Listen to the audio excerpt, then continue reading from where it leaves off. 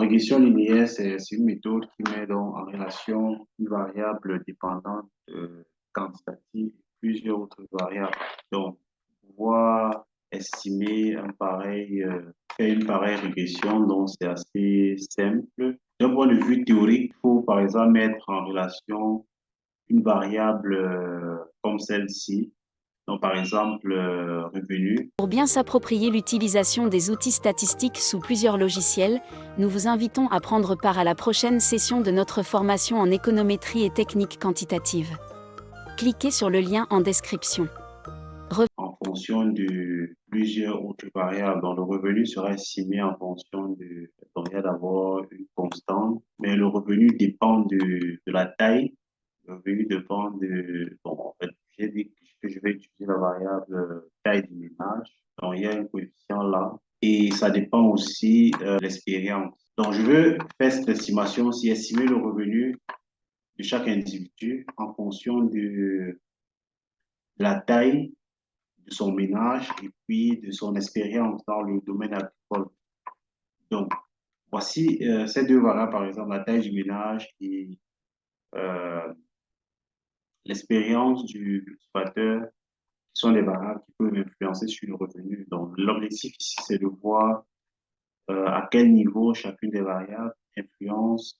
Est-ce que l'influence est significative? Donc, si je veux augmenter mon revenu, est-ce que je dois peut-être avoir un ménage plus grand? Est-ce que je dois peut-être avoir plus d'expérience ou alors peut-être le modèle peut par exemple dire que l'expérience ne compte pas. Donc, de toute façon, lorsqu'on va l'estimer, on pourra...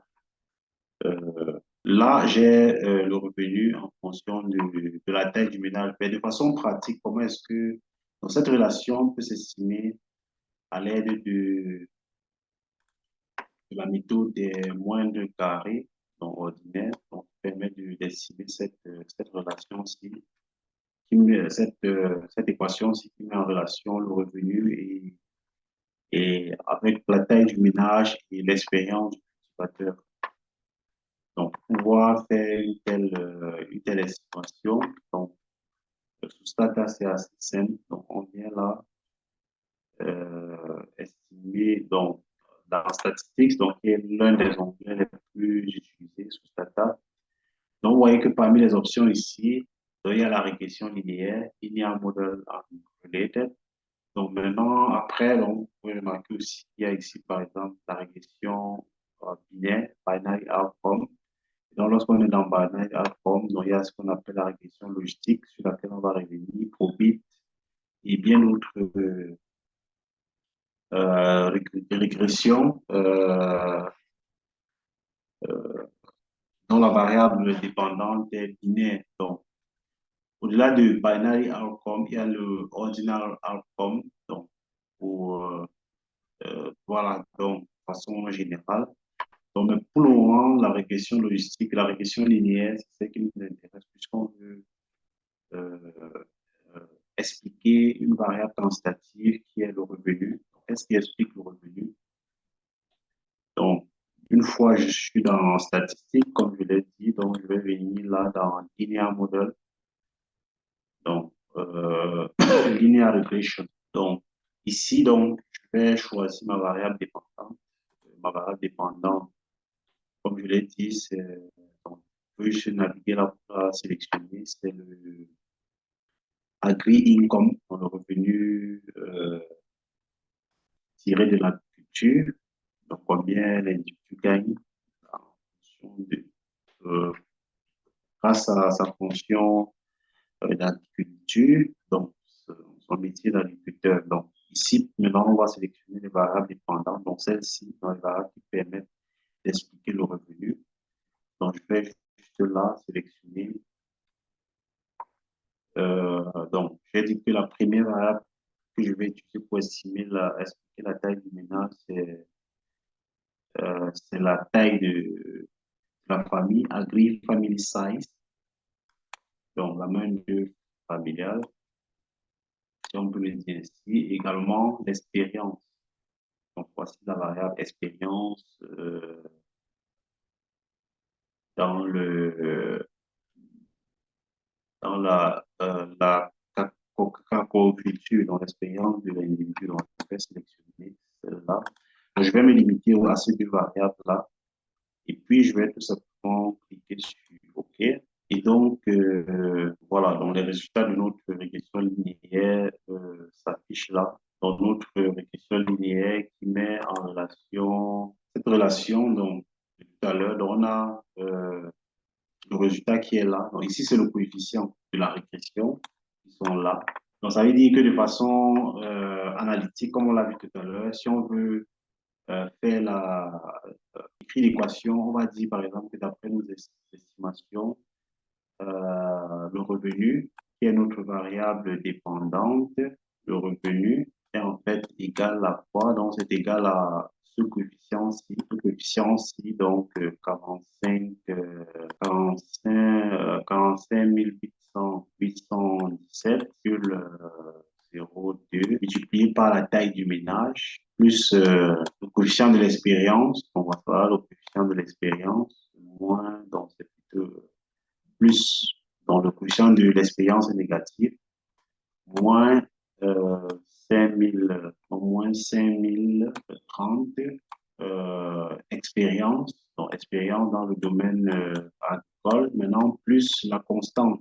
Donc, on peut mettre la constante au début comme à la fin. Voilà la constante qui est de 11 000, voilà, 110 000. Donc, c'est ça la constante, le dernier coefficient qui est là. Voilà, donc voilà un peu la relation qui lie le revenu et la taille ainsi que l'expérience. Donc, ça, ici, ça signifie par exemple que ce coefficient-ci signifie par exemple que lorsque la taille du ménage augmente d'une personne, donc lorsqu'on a un ménage qui a une personne de plus, cela entraînerait une augmentation du revenu de 45 817. Donc ça, c'est l'interprétation qu'on peut faire de ce coefficient. Donc ici, on a une autre colonne ici qui est la p-value qui permet de mesurer la significativité du coefficient. Donc lorsque Ah, cette valeur-ci, pardon, si vous pouvez répéter l'interprétation sur la taille du ménage par rapport au coefficient. Le coefficient là, comment vous l'interprétez? Donc, oui, donc pour le coefficient, non, j'étais en train de dire que, en fait, le coefficient, lorsqu'on a des variables en niveau comme celle-ci, s'interprète en termes de ce qu'on appelle l'effet marginal. Donc, ce mhm. coefficient-ci représente en fait la quantité d'augmentation de revenus lorsque la variable explicative augmente d'une unité. Donc, ça veut dire que lorsque la taille du ménage augmente d'une personne, en fait, une unité de la taille, c'est le nombre de personnes qu'il y a dans le ménage. Donc, ça veut dire que lorsque la taille du ménage augmente d'une unité, on peut espérer que le revenu augmente de 4 500, de 45 817 francs CFA, puisque l'unité ici, c'est le franc CFA du revenu. Lorsque la taille du ménage augmente d'une unité, donc on a une personne supplémentaire dans un ménage, cela pourra entraîner une augmentation du revenu familial de 45 817. Donc, ça veut dire qu'en réalité, plus il y a de personnes dans le ménage, plus le revenu du ménage sera élevé.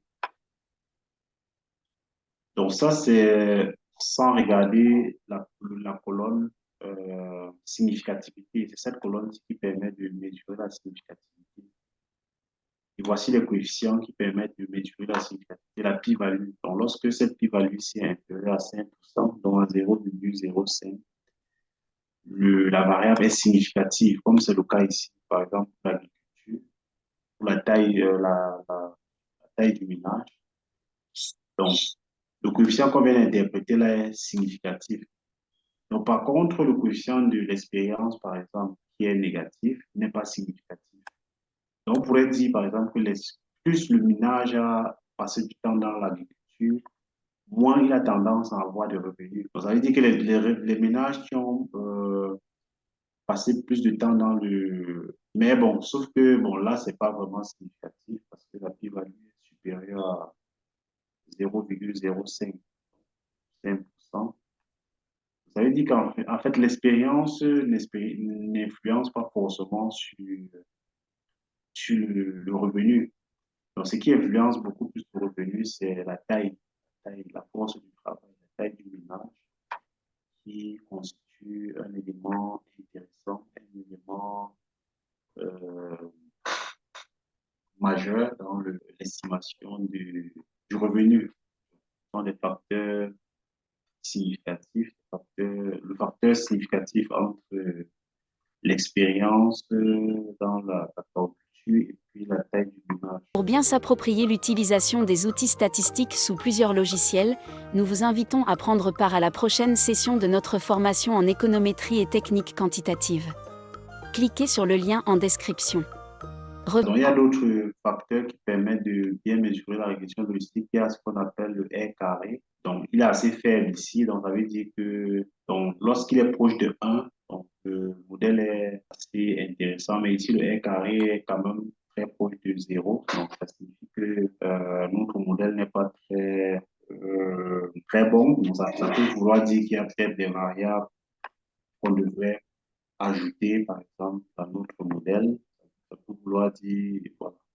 Donc, en fait, c'est ce que ça signifie.